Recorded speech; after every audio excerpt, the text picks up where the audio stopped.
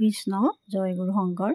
আমি আজি যোৰহাট জিলাৰ মৌবন্ধাৰ এৰালতলী পথাৰলৈ বুলি ওলাইছিলোঁ মূলৰ মিটিঙৰ বাবে। তাত গৈ আমি উপস্থিত হ'লোগৈ। উপস্থিত হোৱাৰ পিছতে আমি ইয়াৰ নামঘৰলৈ বুলি আগবাঢ়িছোঁ। মুখৰ গেটখনৰ ওচৰত মই লাইভ কৰিছিলোঁ, সেইকাৰণে দেখাব পৰা নহ'ল ভিডিঅ'টো। এতিয়া এই নামঘৰৰ ওচৰত আমি ইয়াত সেৱা ধৰিবলৈ আগবাঢ়িছোঁ। ইয়াত চব অগণন ভক্ত আহিছে। ইয়াত আমি ৰাতিপুৱা 9টা বজাতে পালোগৈ। তেতিয়া ইমানখিনি ভিৰ হোৱা নাছিলে। হ'লেও আপুনি চাওক ইমান ধুনীয়া এটা পৰিৱেশ নহয়নে? বহু দূৰ দূৰণিৰ পৰা নগাঁও, মাৰ্ঘেৰিটা, তেজপুৰ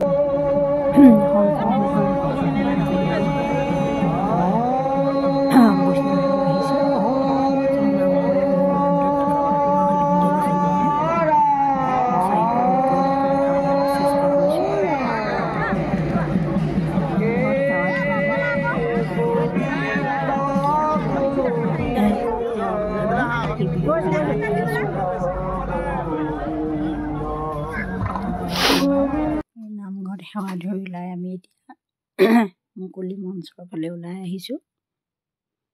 এয়া আইবা সকলো আহি আছে। এনেদৰে দূৰ দূৰণিৰ পৰা আইবা সমস্ত শিশুসকল, যুৱক যুৱতীসকল আহি আছে। এয়া সেৱা বাহিনীৰ কেন্দ্ৰীয় শিবিৰৰ সন্মুখভাগ আপোনালোকক দেখাবলৈ চেষ্টা কৰিছোঁ। চাৰিওফালে কেৱল ভকতিৰ অমিয়া ৰস আমি শুনিবলৈ পাইছোঁ। শ্ৰীমন্ত শংকৰদেৱ সংঘৰ 94তম অধিৱেশনৰ আজি দ্বিতীয় দিনা আমি আহি উপস্থিত হৈছোঁহি।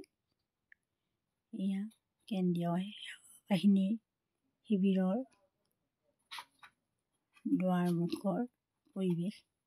ইমান এটা সৌন্দৰ্য পৰিৱেশ, কি ধুনীয়াকৈ নৰাৰে ওপৰত চাল দি বাঁহেৰে ইমান ধুনীয়াকৈ ইমান ধুনীয়া ডিজাইন কৰিছে। বহাৰ পুৰ নাম দি কেন্দ্ৰীয় সেৱা বাহিনী শিবিৰটো নিৰ্মাণ কৰা হৈছে। 2 মাহ কষ্ট সাধনাৰ ফলত এয়া শ্ৰীমন্ত শংকৰদেৱ সংঘৰ 94তম বাৰ্ষিক অধিৱেশনৰ এয়া আজি দ্বিতীয় দিনৰ দৃশ্য। এতিয়া মই শিবিৰৰ ফালে আগবাঢ়ি গৈ আছোঁ। অসমৰ প্ৰত্যেকখন জিলাৰ আই বা সমস্ত সেৱক সেৱিকাসকল আহি এই শিবিৰত উপস্থিত হৈছেহি। প্ৰত্যেকৰে শিবিৰখিনি আমি অলপ অলপকৈ আপোনালোকক দেখাই যাম। আপোনালোকে ভিডিঅ'টো সম্পূৰ্ণকৈ চাই যাব। আপোনালোকে আহি এই বৈকুণ্ঠপুৰী এবাৰ দেখাই দিলে আপোনালোকৰ নথৈ সুখী হ'ব পাৰিব। আপোনালোক চব ভিতৰৰ শিবিৰৰ পৰিৱেশ ইমান ধুনীয়া পৰিৱেশ নহয়নে? তলত খেৰ পাৰি দিয়া হৈছে, ছাইডত এয়া নৰাৰ বেৰা দিয়া হৈছে। ক'তো বতাহ সোমোৱাৰ কোনো চান্স নাই। ইমান ধুনীয়া এটা পৰিৱেশত নহয়নে বাৰু? তেওঁলোক শদিয়াৰ পৰা আহি আমি এতিয়া শিবিৰৰ ফালে আগবাঢ়ি আহি আছোঁ। ইমান ধুনীয়া ধুনীয়া শিবিৰখিনি নিৰ্মাণ কৰিছে। আজি 2 মাহ আগৰ পৰা বাপসকলে, সেৱক সেৱিকাসকলে বহুত কষ্ট কৰি এই শিবিৰখিনি নিৰ্মাণ কৰিছে।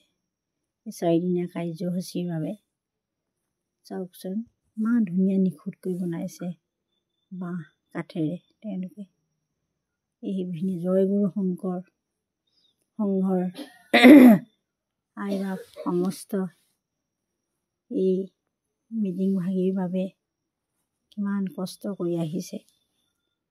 দূৰ দূৰণিৰ পৰা এই বাপজনৰ আহিছে তেওঁ শিবিৰলৈ বুলি। আমিও তেওঁ পাছে পাছে তেওঁলোকে সুবিধা জনাই গৈছোঁ।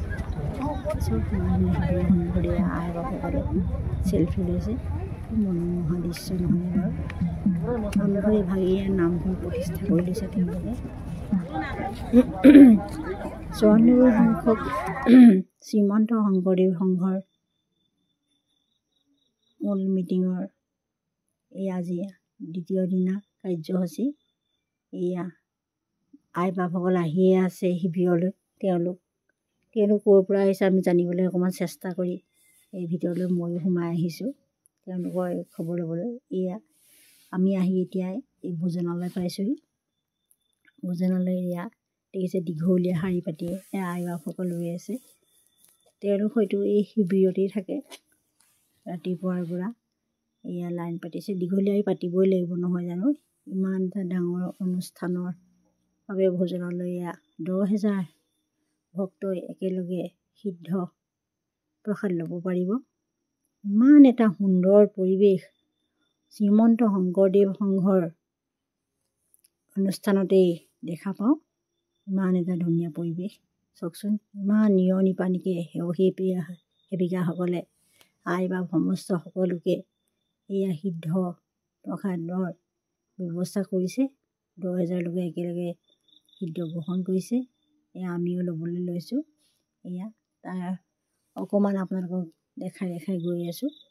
এয়া সেৱিকাসকলে সিদ্ধ লৈ আহিছে ঠেলাত। তেওঁলোকে এই 4 দিনীয়া বহুত কষ্ট স্বীকাৰ কৰিবলগীয়া হৈছে। শ্ৰীমন্ত শংকৰদেৱ সংঘৰ যুৱক যুৱতী আই বাপ সকলো আমি একত্ৰিত হৈ এখন নতুন সমাজ আগবঢ়াই নিব লাগিব।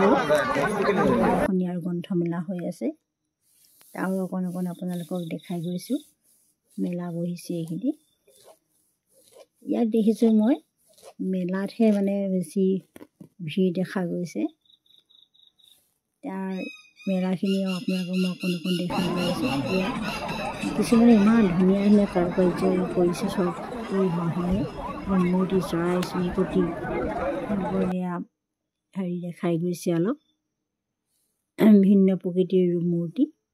এয়া সৰু সৰু ল'ৰা ছোৱালীবিলাকৰ অকণমান মনোৰঞ্জনৰ বাবে ব্যৱস্থা কৰি দিছে। এয়া কাঠেৰে বাঁহেৰে এইবিলাক শৰাই সঁফুৰা নিৰ্মাণ কৰিছে আৰু এইবিলাক বাঁহ বেতৰ বেগ আনিছে। তেওঁলোক তেজপুৰ মঙলদৈ দৰং জিলাৰ পৰা আহিছে বুলি জানিব পৰা গৈছে। এয়া মূল মণ্ডপ সভাৰ কাৰ্যসূচী আৰম্ভ হোৱা নাই। এই সেৱিকাসকলে আহি আছে। এয়া চেলফি লৈছে সৰু সৰু ধুনীয়া ধুনীয়াকৈ এয়া নিৰ্মাণ কৰিছে ৰংঘৰ। এয়া মূল মণ্ডপ সভাৰ। এয়া আই বাপসকল আহিয়ে আছে। এয়া মই ওপৰৰ পৰা অকণমান দেখাবলৈ চেষ্টা কৰিছোঁ। এয়া পৰিৱেশ ইমান ধুনীয়া এটা পৰিৱেশ নহয়নে। অগণন ভক্তই শ্ৰীমন্ত শংকৰদেৱ সংঘৰ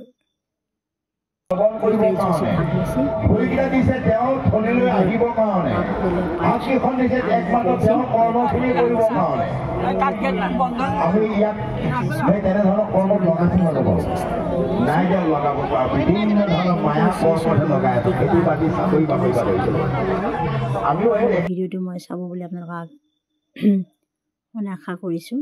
এয়া সেৱিকাসকলে মূল প্ৰৱেশদ্বাৰৰ ওচৰত হৰিনামৰ গুণানুকীৰ্তন কৰিছে। তেওঁলোকে দিহানাম গাই আছে, শুনিবলৈ অতি শুৱলা হৈছে। এই যুৱক যুৱতীসকল আমাৰ দেশৰ ধৰণী চব নহয় জানে। তেওঁলোকে শ্ৰীমন্ত শংকৰদেৱ সংঘৰ সেৱিকা হৈ ইমান ধুনীয়াকৈ সেৱা আগবঢ়াই আছে।